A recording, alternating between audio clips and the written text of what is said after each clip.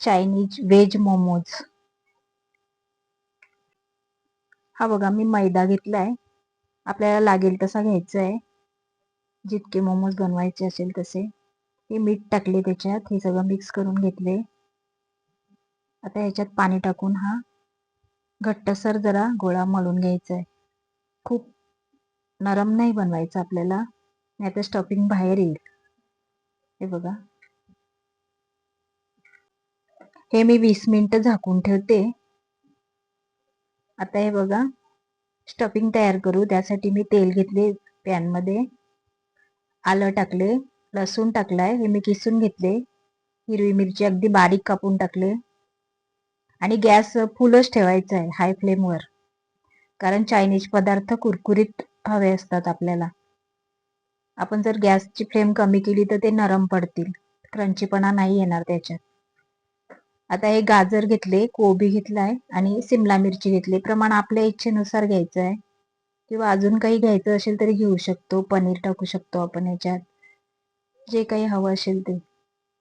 Corn टाकू शकतो. Recipe आवडली तर चॅनलला सबस्क्राईब करून लाईक, शेअर आणि कमेंट करा. हे सोया सॉस टाकले, हे चिली सॉस आहे.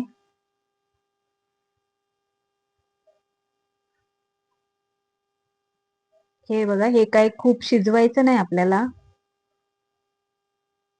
याचा क्रंचीपणा आला पाहिजे याला. हे काळं मिरी आहे, मीठ टाकले.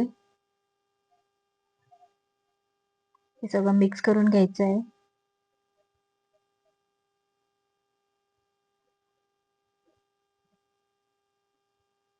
हे बघा, खूप शिजवायचं नाही याला. कोथिंबीर टाकले.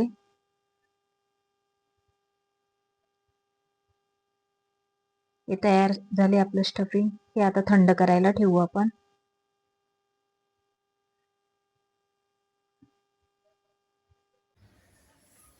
आता चटणी बनवूया. आहे बघा, त्यासाठी मी कढईत पाणी घेतले, त्याच्यात काश्मीरी मिरची टाकली. काश्मीरी मिरची तिखट नसते म्हणून मी बियांसकट टाकले. तिखट मिरची असेल तर बिया नका टाकू, जास्त तिखट होईल. आता हे टॅमॅटो, याचा मागचा भाग काढून ह्याला 2 चिरा दिलेत, म्हणजे पटकन शिजते आणि साल पण व्यवस्थित निघते. आता हा लसूण टाकलाय. हे आता उकळवून घ्यायचं आहे आपल्याला, साल बाजूला होईपर्यंत टॅमॅटोचं. हे बघा, शिजले. आता ह्याचं मी साल काढून घेते. हे बघा, असं साल पटकन निघते.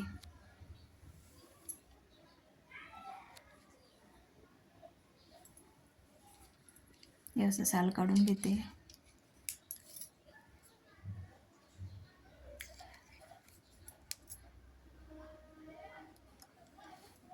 हे बघा, आता हे मिक्सरच्या भांड्यात काढून घेते मी.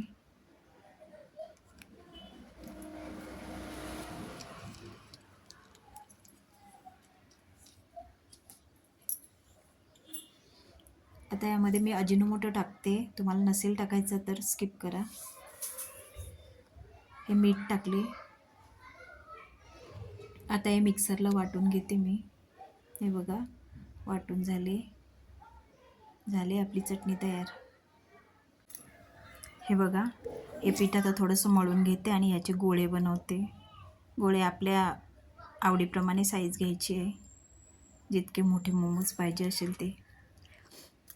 हे बघा, एकसारखे गोळे बनवायचे आहेत. आता हे आपण लाटून घेऊ.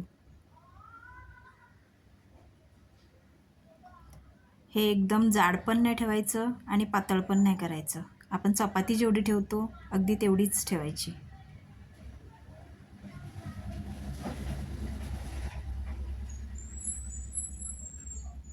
हे बघा,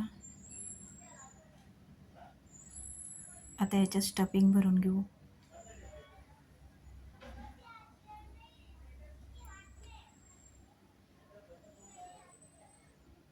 हे बघा, हे आता थोडंसं करंजीसारखं.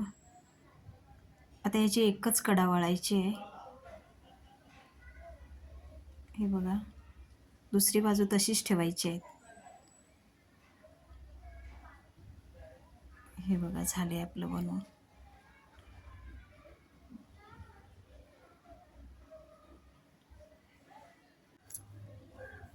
ही बघा, आता ही दुसरी पद्धत दाखवते.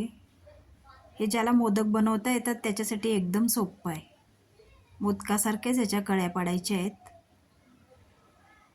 हे बघा, पण ह्या एका बाजूला असे दुमडत दुमडत जायचं आहे. हे बघा, असे एकाच बाजूला दुमडायचे आहेत.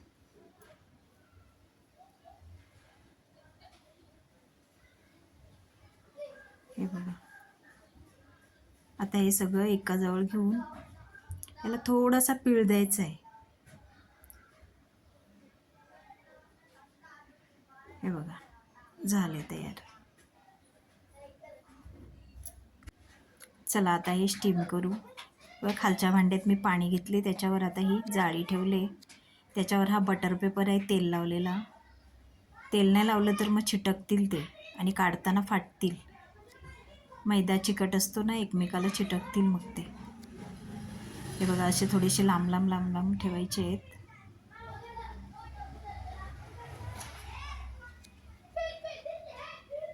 बघा, असे सगळे ठेवून घ्यायचे आहेत.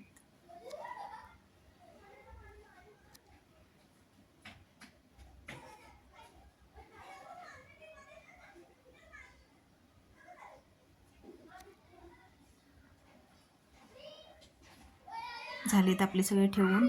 आता याच्यावर मी झाकण देते, म्हणजे वाफ गेली नाही पाहिजे बाहेर. हे बघा, हे आता मी 20 मिनिटं ठेवलेलं. हे आता थंड झाल्यावर तयार आहेत आपले मोमोज.